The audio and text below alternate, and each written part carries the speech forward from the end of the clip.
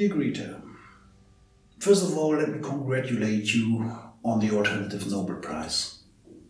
I hope you appreciate the gesture of recognition and respect, and also hope it eases your restless heart for a while.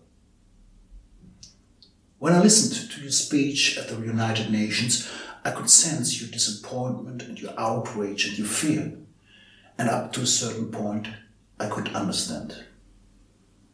For us Europeans, living in a quite stable environment for over 70 years, uncontrolled change is scary. But we must not forget that around the globe there are billions of people who live in uncontrolled conditions since ages. For example, in the delta of Bangladesh, whole families live on large swimming islands with houses and a barn and cattle on it.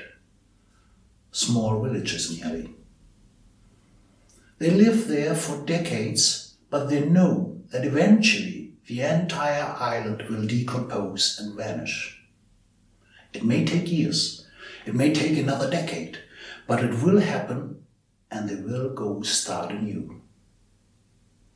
For most people, such uncertainty and risk is a condition of life, as for all other living beings. But me and you, we are safe, we are wealthy, and we are scared. And because you are scared, you shout at others, loud and shrill, accuse them to destroy your youth and your dreams and your childhood. Greta, I know how overwhelming fear can be, but let me know, what are your dreams? What are you up to? How do you want to see the world in 30 years?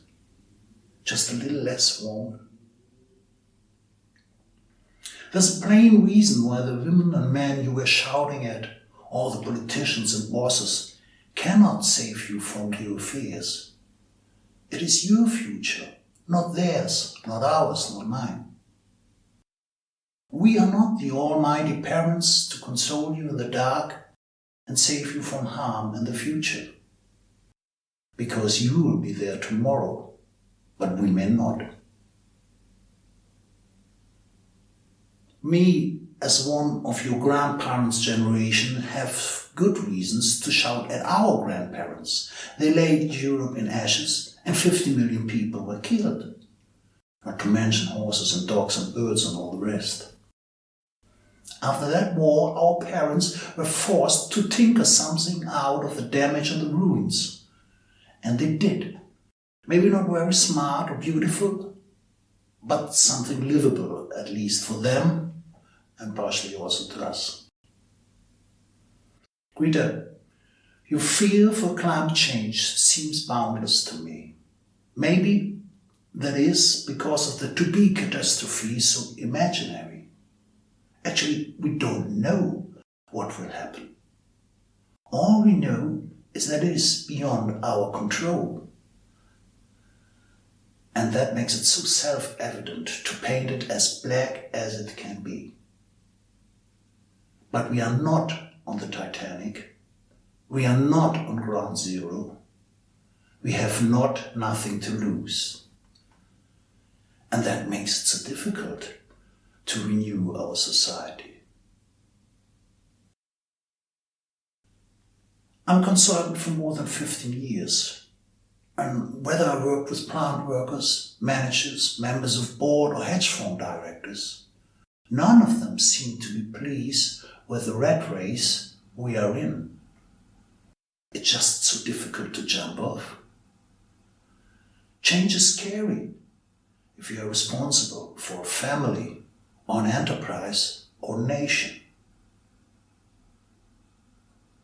The good thing about climate change, though, is that it gives us another reason to halt the wheel, to jump off the train, to stop the rat race.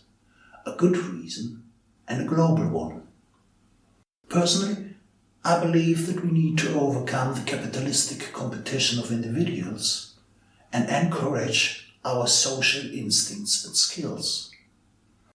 Others see that differently. We need to talk. Greta, what helps more than shouting and yelling and panicking is a common vision of the world to be. A dream beyond A-levels, successful careers and e-scooters. And this dream does not come from people old and grey like me. It comes from those who got to live with it. You and your generation.